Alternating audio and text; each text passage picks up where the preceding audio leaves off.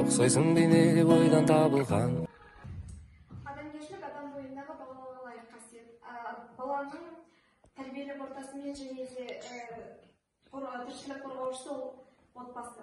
Ал адам баласының тәрбиелік ортасы және адамгершілік үйрететін орта отбасы мен мектеп болып саналады. Адамның жоғары қасиеті адамгершілікті әдеттерді бекіту болып саналады. Адамгершілік тәрбиесінің негізгі міндеттері: ізгілік сана қалыптастыру, инабаттылық сезімдер тәрбиелеу және дамыту, адамгершілік әдет-қалыптың ептіліктері мен дағдыларын қалыптастыру, тектілік адам бойындағы асыл қасиеттердің, парасаттылықтың үлгісі ретінде ұрпақтан ұрпаққа рухани сабақтастықпен берілуі. Тектілік адамның ізгілікке, баянды мақсаттарға ұмтылып, жақсы үлгі өнеге қалдыруынан көрінеді.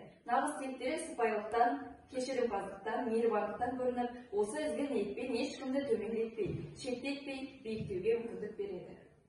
Біз номер 1 Ақшары жалпы орта білім беретін мектебінің оқушылары бұл жерден Тарбағатай орта мектебіне жолдаймыз.